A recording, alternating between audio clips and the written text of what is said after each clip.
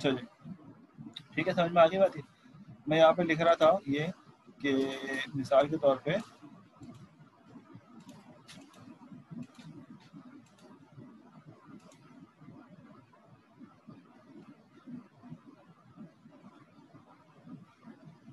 लोग ज्वाइन कर रहे हैं तो मैं 2 मिनट देता हूँ।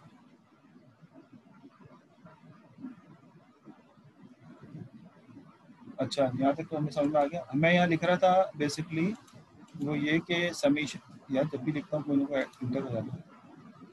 अच्छा, मिसाल के तौर पे हमारे पास एक फॉर्मूला है के का, और के जो है 1 से लेकर n तक है। समझाने के लिए लिख रहा हूँ, शायद हो सकता है कुछ लोगों को समझ में ना आया हो।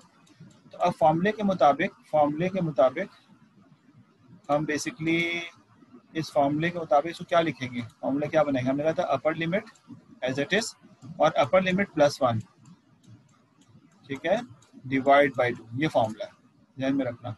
Upper limit +1 divide by 2। तो यहाँ पर जो हमें जो फॉर्मूला नजर आया है, मैं स्लाइड को चेंज करूँ, हमें जो फॉर्मूला लिखना है वो किसके लिए लिखना है, वो इस वाले पार्ट के लिए लिखना है। तो अब आप मुझे बताएंगे इस वाले पार्ट के लिए क्या फॉर्मूला लिखूंगा। अपर लिमिट की जगह पे खाली हम वो अपर लिमिट यूज करेंगे जो यहाँ दिया हुआ है, क्योंकि के वेरिएबल है और के ही अंदर है, तो उसके लिए फॉर्मूला हमारे पास अवेलेबल है। बस ये देखना है कि अपर लिमिट क्या है, क्योंकि फॉर्मूला अपर लिमिट से लगाया। तो हम इसकी जगह पे लिखेंगे, सिर्फ इस वाले पार्ट की बात कर रहा हूँ, इसकी जगह पे हम लिखेंगे यहाँ पे क्या लिख रहे होंगे यहाँ पे, अपर लिमिट एन की जगह क्या लिखूंगा, n-1, और उसके बाद अगला क्या लिखा हुआ है, ब्रैकेट n-1, और उसके बाद क्या लिखा हुआ नजर आ रहा है आपको, n+1, n का मतलब है n-1, और फिर +1 फॉर्मूले का है, +1 डिवाइड बाई 2। ये आना चाहिए हमारे हिसाब से, n की जगह पे n-1, इस n की जगह पे n-1, +1 अपनी जगह पे, और ये आ गया डिवाइड बाई 2। ये तो समझ में आ गई होगी बात, ठीक है ना। तो इस बेसिस पे अगर हम अगली स्लाइड पे जाएं, मेरे ख्याल में आंसर देखता हूँ, ठीक है। तो अब अगर मैं अगली स्लाइड पे जाऊं तो हमने फॉर्मूला लगाया, यहाँ पे क्या बना, यहाँ पे n-1 जो n की जगह आया, ये तो अभी एज इट इज कॉमन ले लिया इसमें, n-1 और n-1 +1 डिवाइड बाई 2। अगली लाइन में क्या हुआ, यहाँ पे आपको ऐसा लग रहा होगा कि अगली लाइन में ये जो बाहर वाला n है ऊपर वाली लाइन के, वो एज इट इज है, और फिर हमने इस पर फॉर्मूला लगा लिया। तो फॉर्मूला जब लगाते हैं तो फॉर्मूला क्या लगता है, upper limit minus lower limit +1, ठीक। तो अपर यहाँ पे मैं गलती से एक्स्ट्रा एक -1 आ गया, वो मेरे ख्याल है कॉपी पेस्ट में आ गया होगा, ये वाला नहीं है, तो मुझे ऐसा लग रहा है, नहीं है, सॉरी मैं गलत कह गया। तो फॉर्मूला क्या लगाएंगे, जी बिल्कुल सही, अपर लिमिट यानी n-1, क्योंकि 1 वाला फॉर्मूला है, पहला फॉर्मूला है n-1, फिर फॉर्मूले का फिर लोअर लिमिट 1, और फिर फॉर्मूले का प्लस। दोबारा बता रहा हूँ, इस वाले पे फॉर्मूला लग रहा है, फॉर्मूला नंबर 1 n-1 +1, ठीक है। और यहाँ पर हम इसको थोड़ा सिंप्लीफाई कर रहे हैं, ये 1 से 1 कैंसिल हो जाएगा, तो बचेगा n, जो कि ये रहा, और ये वाला n-1 अपनी जगह पे। फाइनली इन दोनों में ये 1 और ये 1 भी कैंसिल हो जाएगा, तो बचेगा n-1। अब अगर आप देखें तो इनका एलसीएम लिया जाएगा। तो मैं बहुत सारे तरीके से बताता हूँ कि दोनों का ये वाला पार्ट, यानी अगर मैं इसको क्लियर करके बताऊँ, दोनों का ये पार्ट सेम है, ये वाला पार्ट और ये वाला पार्ट दोनों का सेम है, और बीच में माइनस साइन है। ये 1 n-1 है, और ये हाफ n-1 है। तो 1 में से हाफ को माइनस करेंगे तो हाफ n-1 आ जाएगा। तो n-1 डिवाइड बाई 2, ये सब बातें अलजेब्रा की जो यहाँ समझाई नहीं जाती, आप इसका एलसीएम लेकर सॉल्व कर लेना, यही आ जाएगा। नॉर्मली अगर लिखा हुआ 1x, ठीक है, 1x माइनस x/2, तो क्या आंसर आएगा इसका, x/2। फाइनली आंसर तो ये आएगा ना। इसी तरह यहाँ लिखा हुआ n-1, लेकिन ये 1 है और ये आधा है, तो 1 में से आधा माइनस करेंगे तो आधा आएगा, और वही चीज़ आ जाएगी जो यहाँ दी हुई है। तो आपने बेसिकली यहाँ पे 1 में से हाफ को माइनस के हाफ आया था, लेकिन x को अपनी जगह पे रखा था, ठीक है। बाकी आप इसको सॉल्व कर लीजिएगा, ये तो भी। अब ये जो रिजल्ट आया है, दिस इज कॉल्ड, मेरे पास जो फाइनल रिजल्ट आया n-1 डिवाइड बाई 2, ये जो रिजल्ट आया, this is called running time of basic operation. मेरा ख्याल समझ आ गया, ये सवाल एग्जाम में पूछा जा सकता है। अब जब रनिंग टाइम को हम देखते हैं, ये रनिंग टाइम को देखते हैं, तो रनिंग टाइम को अगर मैं ओपन करूं तो ये n और n मल्टीप्लाई होकर क्या बन जाएगा, गौर से देखो, ये दोनों हो जाएंगे n² minus n divide by 2, यही हो जाएगा n² minus n divide by 2। इनमें जो हायर पावर, याद है मैंने बहुत डिटेल में समझाया था कि जो हायर पावर होता है बेसिकली इसकी जिम्मेदारी होती है कि कर्व कैसा बनेगा, ये नहीं बताता कर्व कैसा बनेगा। लोअर पावर, हायर पावर ये बताता है कर्व कैसा बनेगा। तो इसीलिए इस क्वाड्रेटिक बनेगा, लीनियर एज अ कांस्टेंट काम करता है। ये बहुत डिटेल में मेरी बात हो चुकी है, आप पिछले लेक्चर्स देख लीजिएगा। तो इसलिए जब हम इसकी टाइम कॉम्प्लेक्सिटी या इसकी हम फैमिली डिफाइन करते हैं तो हम कहते हैं कि ये basically theta of n square है। क्योंकि इस वक्त अगर हम एक जर्नल डिस्कशन कर रहे हैं, एक मिनट होल्ड कीजिएगा।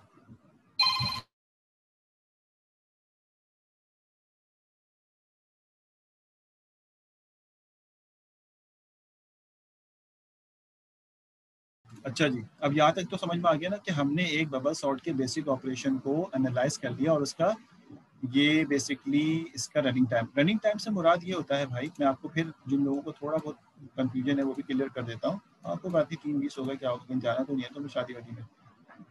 अच्छा, तो रनिंग टाइम का मतलब ये होता है कि अगर मैं बबल सॉर्ट को 10 डेटा देता हूँ, यानी n की वैल्यू 10 करता हूँ, n की वैल्यू में अगर 10 देता हूँ तो इसके बेस, अब क्योंकि हमें क्लियर है कि ये बेसिक ऑपरेशन का रिजल्ट है, तो इसका बेसिक ऑपरेशन कितनी दफ़ा चलेगा। तो आप कहेंगे Tn which is equal to 10 and 10 minus 1 divided by 2. So it would be 10 into 9, 10 into 9 यानी 90 divided by 2 45, 45 टाइम्स जो है रन होगा। और अगर आप डेटा इसका 20 कर देते हैं तो कितनी दफ़ा चलेगा बेसिक ऑपरेशन। यकीनन एक एक पॉलिनोमियल के हिसाब से ग्रोथ कर जाएगा ये 20 पे। क्या रिजल्ट आएगा 20 इंटू 19 डिवाइड बाय, ठीक है, 2, और उसके बाद जो रिजल्ट आ जाए लोगों ने लिख के दे दिए माशाल्लाह 210 आ जाएगा। ठीक है, समझ में आ रहा है बात ये। तो ये बेसिकली ये बताता है और ये इंपॉर्टेंट है सीखना हमारे लिए।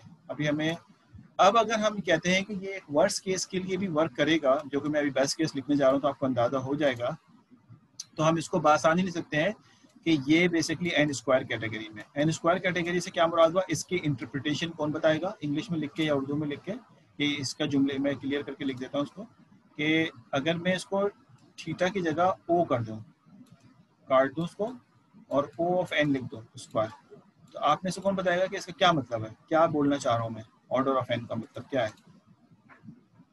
जी सर,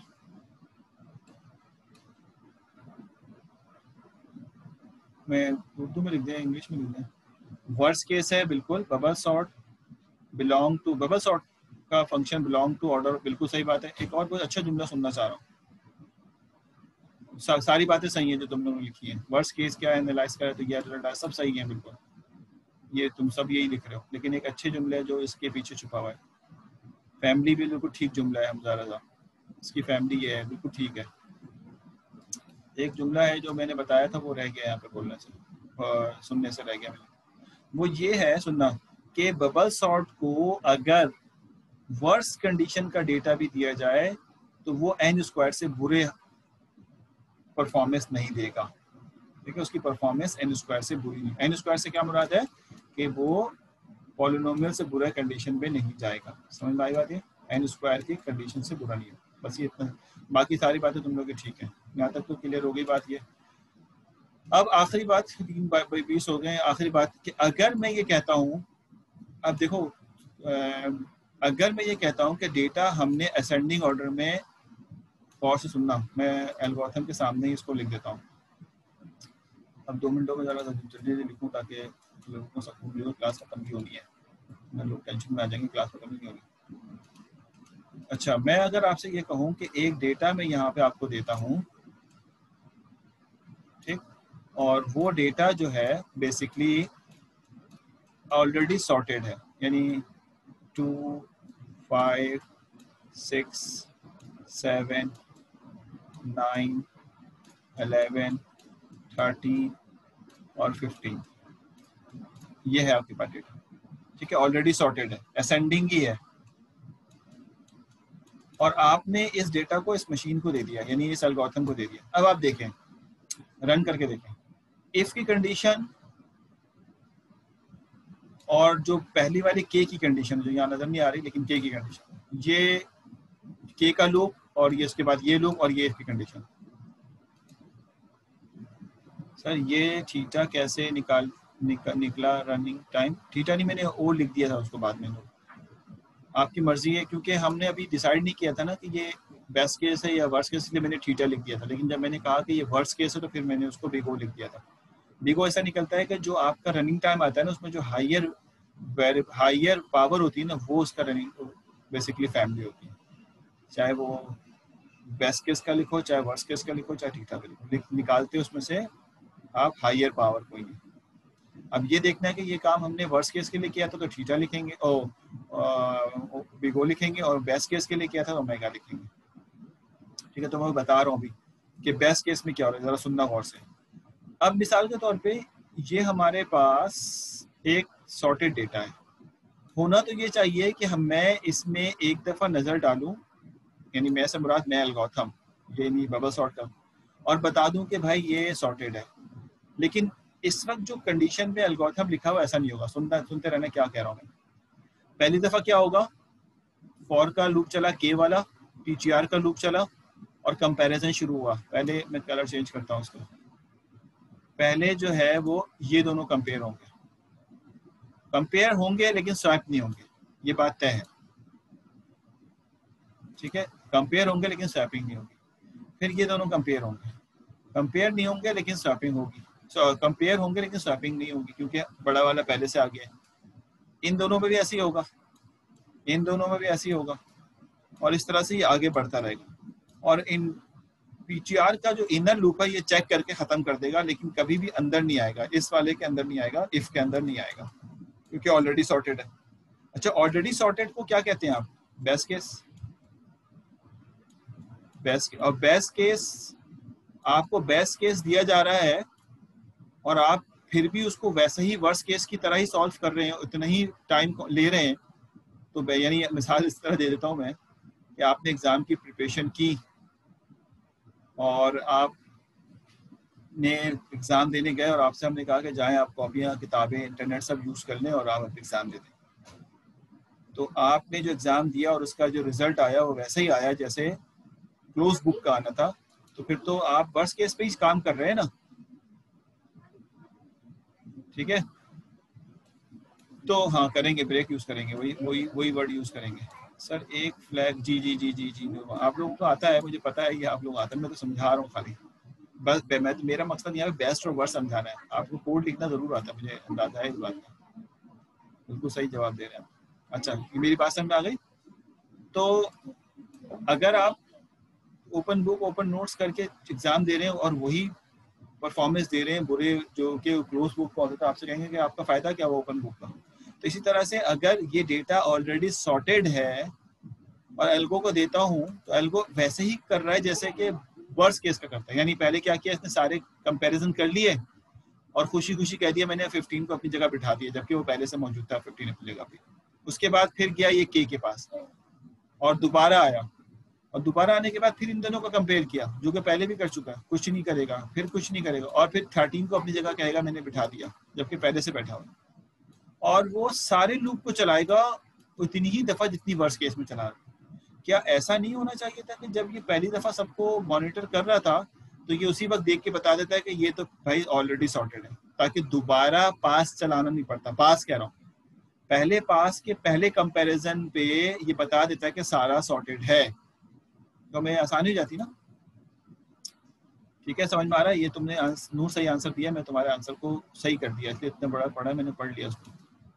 तो अब हम इसके अंदर बेस्ट केस के लिए एक छोटी सी लॉजिक लगा देंगे जो बेस्ट के लिए भी चलेगा और वर्स्ट के लिए। तो वर्स्ट के लिए बेसिकली जो है वो, अगर हम पहली दफा कंपैरिजन में ये देख लें, अब देखें क्या देख लें और सुनना, पहली दफा कंपैरिजन में ये देख लें कि वो इसके अंदर नहीं आया है क्योंकि सारा कंपैरिजन हुआ और अंदर नहीं आया, तो इसका मतलब सारे डेटा ऑलरेडी सॉर्टेड है पहली दफा में।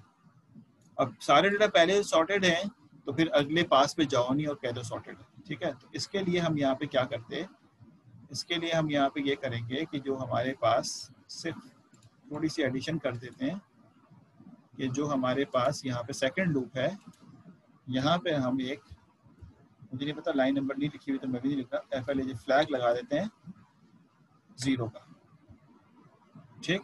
और इफ के अंदर हम यहाँ पर एंड इफ से पहले फ्लैग लगा देते हैं, ठीक है, 1 का। कि मैं 2 लाइनें चेंज की, दोनों को कलर चेंज कर देता हूँ। एक का कलर हम दोनों का कलर रेड कर देते हैं, ये चेंजेस। अब सिर्फ इन और ये जो हम पहले लूप से बाहर निकल रहे हैं, ये पहले लूप से, यानी वाइल से बाहर निकले, फॉर से नहीं, वाइल से बाहर निकले। यहाँ से बाहर निकलने के बाद, वाइल से बाहर निकलने के बाद, if flag is equal to 1 then, और यहाँ पे इफ में लिख देंगे आप ब्रेक, और यहाँ कर देंगे एंड। ठीक हो गया। ये मैं जो एडिशन की है वो मैंने रेड से कर दिया। सवाल देख लेता हूँ क्या बोल रहे हैं आप लोग। एक ही बात है, इनिशियलाइज तो करेंगे ना, कंपैरिजन में डबल इक्वल टू लगाते हैं, तो मैंने लगा दिया। नहीं, आउटर लूप के बाद थोड़ी होगा, इनर लूप पे हो, क्योंकि ये कंडीशन इन बिटवीन भी किसी वक्त हो सकती है।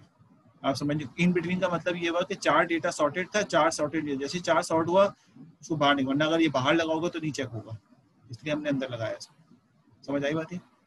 किसी भी पास के, जरूरी नहीं कि पहले पास पे हो, 5वें पास के बाद हो जाए तो हमें फायदा हो जाएगा।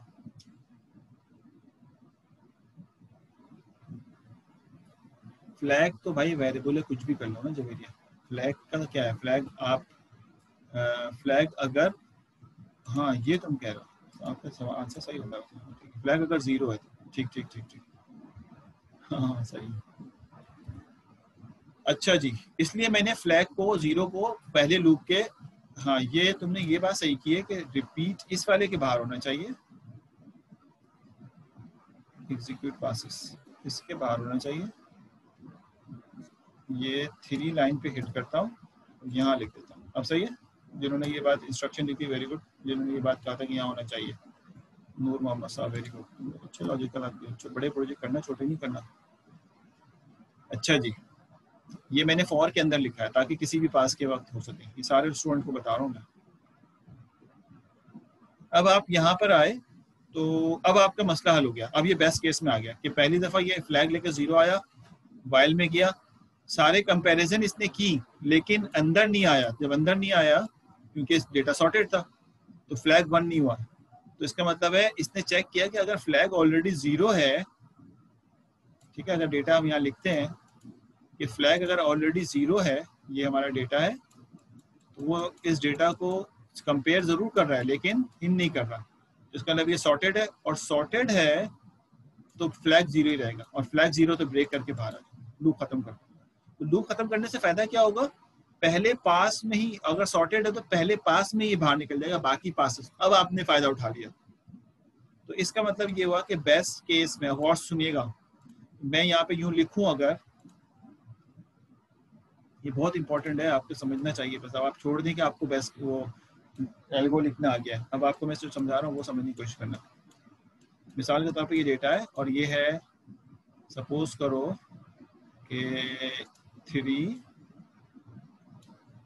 5, 9, 10, 12, 18 और 20, ठीक हो गया, ये डेटा है।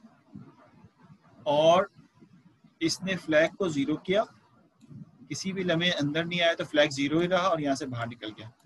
अब डेटा किस फॉर्मेट में था, डेटा इसका था बेस्ट केस में। और से देखिएगा, मैं आपको जो समझा रहा हूँ वो समझने की इंपॉर्टेंट बात है, बेस्ट केस में। और अगर ये डेटा वर्स्ट केस का होता, मिसाल के तौर पे, वर्स्ट केस का मतलब ये हुआ कि हम यहाँ पे कहते हैं 18,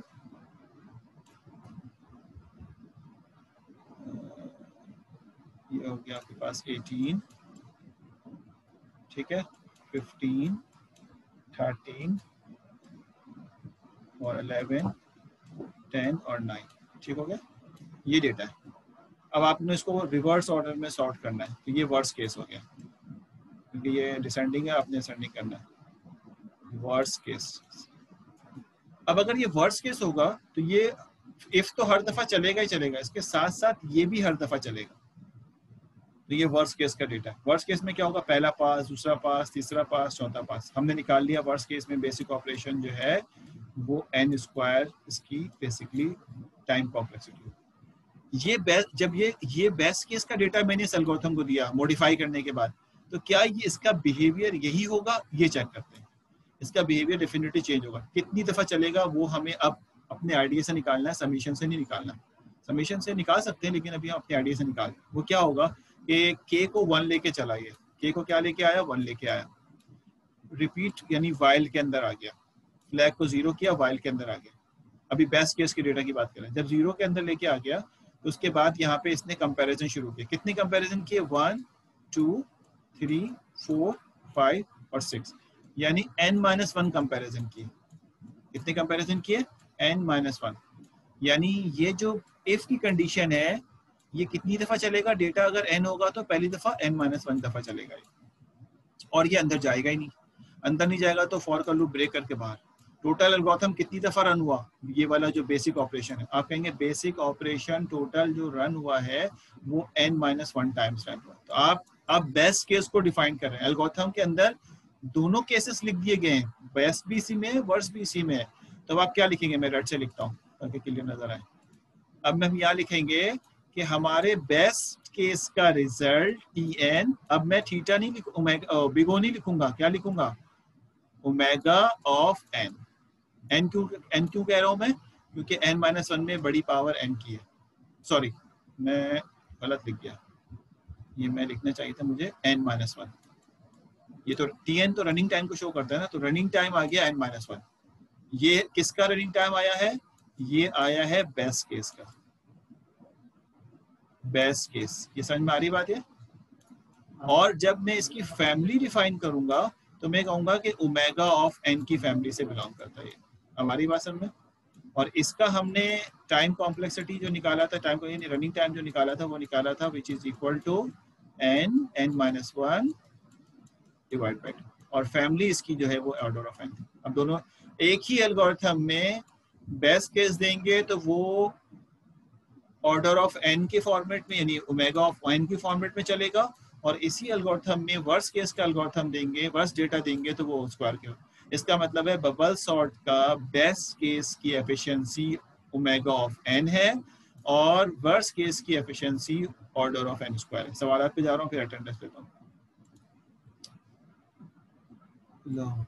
सर लाइट गई हुई है, मोबाइल ऑफ होने वाला है, अटेंडेंस ले रहा हूँ। अरसल साहब, बाकी सबके समझ में आ गया। सर रनिंग टाइम का यूनिट क्या, कोई यूनिट नहीं होता भाई, कोई यूनिट, डेटा का यूनिट कोई नहीं होता। 210 बस, गुड। मेरा ख्याल क्लियर हो गया ना, तो मैं वर्स्ट और बेस्ट केस भी काफी हद तक क्लियर हो गया। मैंने कहा था ना आगे जाएंगे तो आस्ते आस्ते क्लियर होगा। तो कुछ एल्गोरिथम ऐसे होते हैं जो पुअर होते हैं, वो ये करते हैं कि बेस्ट केस में भी वही काम करते हैं जो कि वर्स्ट में कर रहे होते हैं। जैसे मैंने कहा ना, कुछ स्टूडेंट ऐसे होते हैं उनको ओपन बुक ओपन नोट दे दो, क्योंकि सारा साल पढ़ा नहीं होता, तो उनको ओपन बुक ओपन नोट से भी कोई फायदा नहीं होता। वो वैसे ही करते हैं जैसे उनको क्लोज बुक में यानी वर्स्ट केस में कर रहे होते हैं। ठीक है, समझ में आ रही बात है। चलो मैं अब इसको बंद करता हूँ, अगली क्लास में बाकी 2 एल्गोरिथम पढ़ेंगे और वो पढ़ेंगे क्या नाम है उसका, लिंक लिस्ट। बहुत टाइम हमने लगा दिया, 5-6 क्लास हमने। अच्छा मैं असाइनमेंट दूंगा आज या कल, याद रखना। चलिए स्टॉप शेयरिंग।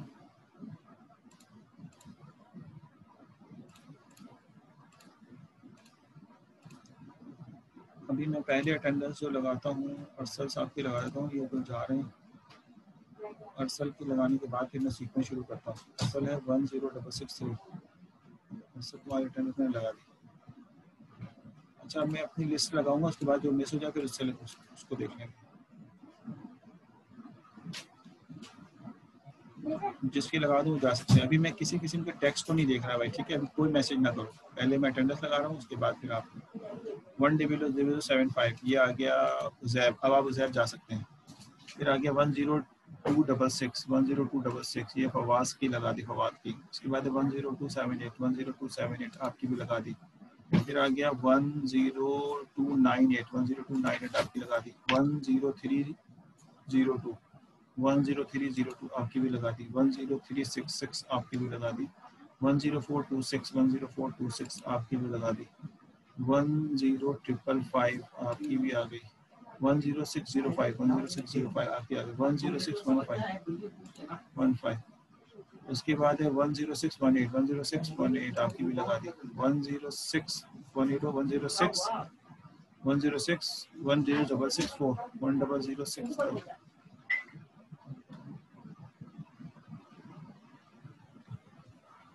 ऐसे मैंने लगा दी। फायदा क्या? 10664 आपकी लगा दी। 10797 आपकी भी लगा दी। 10900 आपकी भी लगा दी। 11022 11022 आपकी भी लगा दी। इसके बाद 11162 आपकी लगा दी। जवेरिया फरीद भी थी, पता नहीं। इसके बाद आपकी लगाने के बाद 11162 के बाद 1189 आपकी लगा दी। 11210 आपकी लगा दी। 11231 आपकी लगा दी। 11456 आपकी भी लग गई। उसके बाद है 11456। हारिस वारिस तुम लोग कैसे लगाऊं? तुम लोग आईडी बाद में क्यों लिखते हो? पहले आईडी फिर नाम लिखोगे तो सीक्वेंस में होगा यार। 11180 आपकी लगा दी हारिस। 10213 आपकी लगा दी। 11101 आपकी लगा चुका हूँ मैं। 11101 मुजम्मिल खान 11178 मुजम्मिल खान आपकी भी लगा दी। फिर 11479 आपकी भी लगा दी। 11166 आपकी भी लगा दी। और 11278 आपकी भी लगा दी। अब जो एब्सेंट है उनकी सुन लो खाली। बीबी हमना ये नहीं आई है, लगा दी है। अब ये एब्सेंट वाले देख लो खाली। बीबी हमना नहीं आई। और जो अब इस रास्ते में जो एब्सेंट हो तो वो मुझे बता दें। और सुबान आरिफ ड्रॉप कर गए दोनों, ये 2 एब्सेंट होगा।